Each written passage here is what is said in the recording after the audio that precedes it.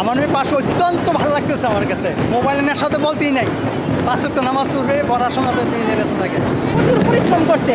ওর স্বপ্ন ও ডাক্তার হতে চায়। মেয়ে যথেষ্ট এফোর্ট দিয়েছে দেশের পরিস্থিতি অনুযায়ী।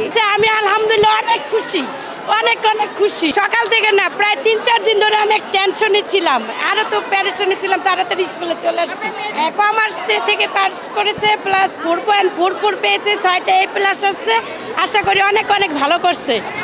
জি খুশি, আমরা খুশি, সবাই খুশি আমাদের ফ্যামিলি। ও ঘুম থেকে চলে যেত, ওই জন্য আমি ওকে আমার হাতের সাথে বেঁধে রাখতাম যেন ও চলে যেতে না পারে, রাত জেগে থাকতে চাইতো।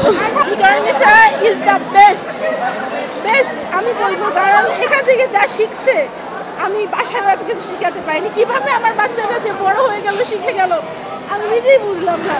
ও কিভাবে ওই ইংলিশ ভার্সনের স্টুডেন্ট, ও কিভাবে যে ইংলিশ কম্পিটিশনগুলো নিজে সলভ করে ফেলে আমি জানি না। ও পরে বলছে আমি এটা পারো বলে হ্যাঁ পারি। কীভাবে? তার মানে বুঝেছি স্কুল থেকে শিখেছে, আমিও তো শিখাইনি, কোনো টিচার দেয়নি। আলহামদুলিল্লাহ স্কুল খুব ভালো। ওর স্বপ্ন আমার স্বপ্ন না, ওর স্বপ্ন ও ডাক্তার হতে চায়। ট্যালেন্ট ছিল, মেয়ে যথেষ্ট এফোর্ট দিয়েছে দেশের পরিস্থিতি অনুযায়ী।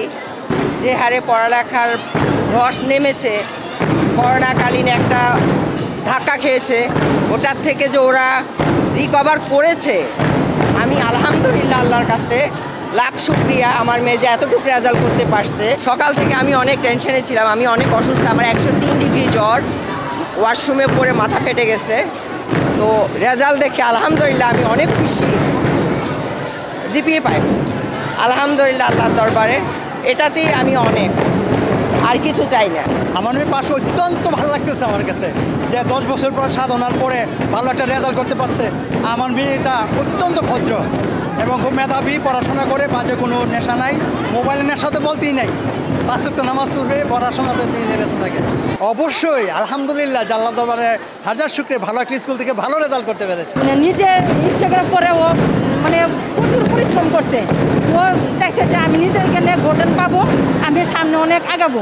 ও নিজের চেষ্টায় এবং স্কুলের যে স্যারেরা আছেন ওনাদের দিয়ে ও অনেক আগে গেছে। ইনশাআল্লাহ অনেক ভালো দোয়া করবেন, তাহলে সামনের দিকে আরও ভালো করে, এবং কি ওর আশা ও অ্যাডমিন ক্যাডার হবে।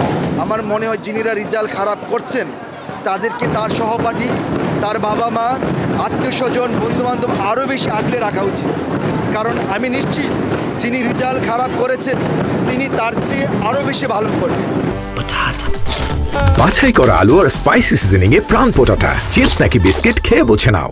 এটা আসলে সবার ভিতরে আসা উচিত। চ্যালেঞ্জ ছিল মানে এই সময়টাতে পরীক্ষা দিয়ে ভালো রেজাল্ট করা, যে এইবার যেহেতু বলেছে ঢালাও নাম্বার থাকবে না, ভালো মতো পরীক্ষা দিবে, এটাই ওর চ্যালেঞ্জ ছিল। বলেছি যে ভালো মতো পরীক্ষা দাও, তারপরে যেটা আসবে সেটা নিয়ে আমরা খুশি থাকবো। আলহামদুলিল্লাহ অনেক ভালো।